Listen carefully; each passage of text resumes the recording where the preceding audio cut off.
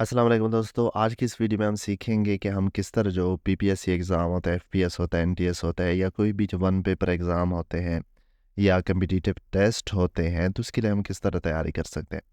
बहुत सारे लोगों की जो एक प्रैक्टिस है, एक आदत है कि वो क्या करते हैं कि एमसीक्यूज़ पढ़ते हैं और उन्हीं से तैयारी करते हैं। कोई पास्ट पेपर से तैयारी करता है, कोई बुक खरीद लेते हैं और उसी से जो है वो एमसीक्यूज़ बेस्ड जो बुक होती है उसी को पढ़ते हैं। ये जो तरीका है ये जो बहुत सारे एक्सपर्ट हैं पीपीएससी के एग्ज़ाम या जितने भी पाकिस्तान में एग्ज़ाम होते हैं जो इनके एक्सपर्ट हैं, उनके मुताबिक ये तरीका वैलिड नहीं है। इसमें बहुत कम चांसेस होते हैं कि इस तरह के आपकी जो एमसीक्यूज़ गेस हैं वो ठीक हो जाएँ।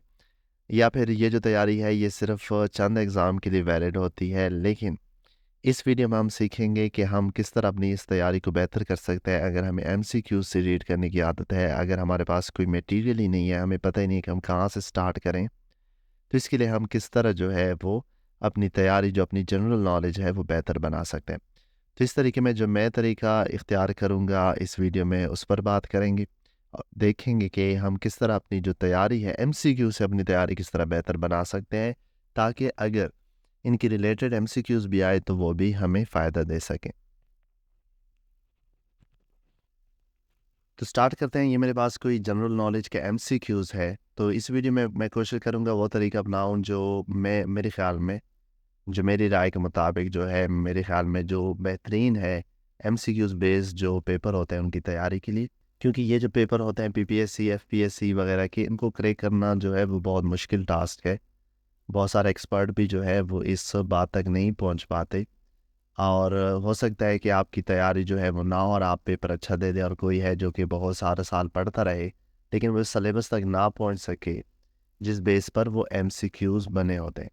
तो स्टार्ट करते हैं यहाँ पर और देखते हैं कि हम किस तरह यहाँ पर तैयारी कर सकते हैं। तो ये मेरे पास जो एक एमसीक्यूज़ है, in which country does the Batura glacier lie, कि बतौरा जो ग्लेशियर है वो कहाँ पर पाई जाती है। अब इसका आंसर पाकिस्तान है। अब अगर आप इसको यहाँ तक महदूद करेंगे तो जब तक सिर्फ एग्जैक्ट यही एमसीक्यूज आता है तो आप तो ठीक कर लेंगे, लेकिन अगर इसे मिलता जुलता हुआ तो वो उसमें आपको प्रॉब्लम होगी। तो हम स्टार्ट करते हैं यहाँ पर जो मेन टॉपिक है इसका, बतौर ग्लेशियर से। आप क्या करें कि आप गूगल पर सर्च करते हैं बतौर ग्लेशियर, या फिर आप क्या करते हैं चैट जीपीटी इस्तेमाल करके भी आप बतौर ग्लेशियर सर्च करेंगे। अब वो आपको इसके बारे में जो है वो मज़ीद मालूमात देगा। ये चैट जीपीटी जो है आपके जो है वो उर्दू में भी मवाद मटेरियल प्रोवाइड कर सकता है और इंग्लिश में भी कर सकता है। अगर आप इसे कहेंगे कि उर्दू में बताइए तो वो आपको उर्दू में इंफॉर्मेशन दे देगा। अब ये हमें बता रहा है कि ये गिलगित बल्तिस्तान में है जी, और कराकोरम रेंज में ये ग्लेशियर पाया जाता है। कहाँ पर है ये जी? ये बटोरा सर से 7,795 metre, being one of the highest peaks in the vicinity, कि ये मतलब एक किस्म का जो ग्लेशियर है ये वाला, ये बुलंदी के लिहाज से एक जो बुलंद तरीन ग्लेशियर में उसका शुमार होता है। अच्छा, इसकी लेंथ भी यहाँ पर बताई गई है कि 57 किलोमीटर इसकी लेंथ है, जो कि 3.35 माइल बनती है। ये किस किस्म का ग्लेशियर है? ये वैली टाइप ग्लेशियर है यानी वादी टाइप ग्लेशियर है, और ये 7500 मीटर बुलंद है तकरीबन, और 2500 मीटर जो है ये लॉन्ग है। कहाँ पर पाया जाए? कराकोरम हाईवे है उसके नज़दीक, ये जो कराकोरम हाईवे उसके नज़दीक ये पाया जाता है। और यहाँ पर और भी चीज़ें हैं, ठीक है, इसके बारे में बताया गया। तो आप जो है इसको रीड करके मज़ीद जो ये ग्लेशियर है उसके बारे में मालूमात लेकर अपनी जो जनरल नॉलेज है उसको मज़ीद बेहतर बना सकते हैं। इसके अलावा अगर इसी की बात करें तो ये आपको मिल जाएगा, विकिपीडिया पर भी मिल जाएगा इसकी मज़ीद डिटेल, जिसमें आप इसकी शेप भी देख सकते हैं। यहाँ पर अगर पिक्चर हुई तो, नहीं तो आप गूगल पर पिक्चर देखकर भी जो है वो मज़ीद इसकी जो यादाश्त में जो है इसका स्केच जो है वो महफूज कर सकते हैं। अच्छा, इसके बाद नेक्स्ट एमसीक्यूज़ पर जाते हैं और वहाँ से कुछ डिस्कवर करते हैं। Who discover the sun spots? पहले तो हमें ये जानना है कि सन स्पॉट्स क्या है, ठीक है, सन स्पॉट। तो हम यहाँ पर जो है वो सर्च करते हैं सन स्पॉट्स, ठीक है, और उसके बाद हम यहाँ अपनी चैट जीपीटी में भी इसको सर्च करते हैं सन स्पॉट। तो दोनों से जो है हम मालूमात इकट्ठी करते हैं। सबसे पहले हम विकिपीडिया पे देखते हैं। Sunspot, one interesting aspect of the sun is the sunspot. Sunspots are area where the magnetic field is about 2500 Times stronger دین ارتھ، یعنی کہ وہ ایریا ہے سورج میں جہاں پر جو میگنیٹک فیلڈ ہے، جو کہ جسے آپ کہہ سکتے ہیں کہ کشش کی جو فورس ہے وہ جو ہے وہ 2500 گنا جو ہے وہ زمین سے زیادہ ہوتی ہیں. تو یہ وہ ایریا ہے. اور چیٹ جی پی ٹی ہمیں کیا کہتا ہے کہ are temporary dark area that appear on the surface of the sun due to reduced surface temperature caused by intense magnetic activity. They can vary in size of larger than the earth and are visible indicator of the sun magnetic field behavior. کہہ رہے ہیں کہ یہ جو size میں ہوتا ہے یہ ویری کرتے ہیں، زمین سے بڑے اور چھوٹی بھی ہو سکتے ہیں. اور یہ تقریباً جو ہے ڈارک اسپاٹ یہ کتنا ایریا کور کرتا ہے؟ 3500 سے 40,000 کے. اب کے یہاں پر کیا ہے، اس کی جو ہے یہاں پر وضاحت نہیں دی گئی. Because colour then the surrounding area Rao کے کمپیئر ٹو 5500 کے. اچھا، میگنیٹک ایکٹیویٹیز جیسے سن میں ہوتی ہے تو یہاں پر بھی اسی کی بات ہے کہ وہاں پر تھوڑی سی جو ہے وہ زیادہ ہوتی ہے. سن spot number rise and fall and approximately 11 year cycle, یعنی 11 سال کے دورانیے میں جو ہے یہ اپ اینڈ ڈاؤن ہوتے ہیں. The dark central region which is the کولیسٹ part, اس کے پارٹس ہیں. امبرا ایک پارٹ ہے جو کہ ڈارک ریجن ہوتا ہے.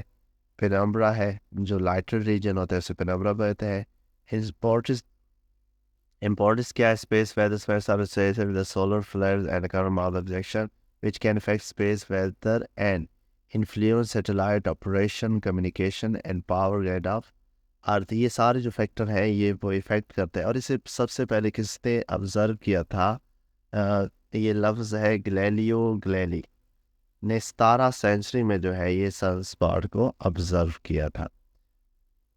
اس کے بعد جی سوال ہے S you شنگائی corporation organization was establish. تو آپ سمپل یہاں پر سرچ کریں ایس سی او. امید ہے کہ یہی آئے گی، اگر نہیں آتی تو مزید جو ہیلپ فل ملتے جلتے یہ آ گئے، یہی ہے. ٹھیک ہے، اب اس میں آپ نے مزید جو ہے انفارمیشن لینی ہے. سب سے پہلے یہ کب بنی تھی؟ پاکستان فرام 25 to 16 اکتوبر کے پاکستان اس میں کو جو ہوسٹ کر رہا ہے 15 سے 16 اکتوبر 2024، جو اب آج کی ڈیٹ میں وہ ہوسٹ کر چکا ہے. اچھا، اس کے جو پارٹیسپینٹ ہے یہاں پر یہ بھی بتائے گئے ہیں، یہ 2024 کے پارٹیسپینٹ ہے. ٹھیک ہے، یہ تقریباً 10 بنتے ہیں. اور اس کے چیئر شہباز شریف تھا. اس کی ویب سائٹ بھی یہاں پر دی گئی ہے. اس کے علاوہ مزید اس میں جو ممبر ہے، ممبر اسٹیٹ ہے یہ ہے. اور آبزرور اسٹیٹ میں جو ہے وہ منگولیا بھی ہے، اور اس کے علاوہ افغانستان بھی ہے جو کہ یہاں پر ابھی نہیں بتایا گیا. ٹھیک ہے، اس کے علاوہ اس میں کون کون سے ملک ہیں سارا کے نام بتائے گئے ہیں. 3 3 6 3 9 10 ملک بنتے ہیں. آپ کو یاد کرنے کے لیے بتا دوں کہ سب کے آخر میں جو ہے استان آتا ہے. Uzbekistan, Tajikistan, Pakistan, Kyrgyzstan, Kazakhstan, Iran, اس کا بھی اے این آتا ہے ان پہ.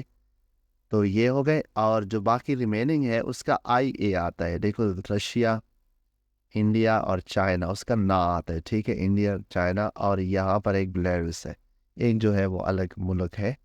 ٹھیک ہے، اور یہاں پر مین یہ بھی بنتا ہے کہ انڈیا کی طرف سے کہ کس نے جو ہے یہ وزٹ کیا تھا، تو وہ جے شنکر ہے جنہوں نے جو ہے وہ وزٹ کیا. اچھا، کیپٹل آف قازقستان. ٹھیک ہے، قازقستان. سب سے پہلے تو آپ کو پتا ہونا چاہیے قازقستان ہے کہاں پر. یہاں پر آپ میپ جو ہے وہ لازمی استعمال کریں، اور آپ سرچ کر سکتے ہیں. اگر میپ بڑے اور آپ کو نہیں پتا تو آپ جو ہے میپ میں بھی اگر آپ پیسی استعمال کرتے ہیں تو اس کے لیے میں بتا رہا ہوں.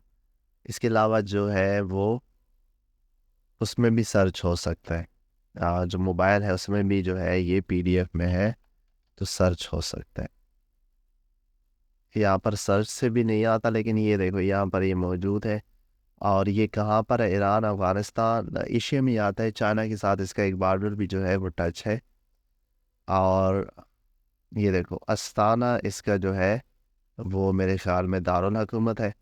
اور اس کے مین شہر بھی بتائے گئے ہیں. اس کا جو ایک بارڈر ہے وہ رشیا کے ساتھ بھی لگتا ہے، چائنا کے ساتھ بھی ہے. اور اس سائڈ پر یہ ازبکستان، کرغستان اور جو باقی ممالک ہیں، جس میں سے یہ جو ملک ہے کیسپین سی، بلکہ ملک نہیں، یہ سی کی بات ہو رہی ہے، اس میں بھی جو ہے اس یہ اٹیچ ہے.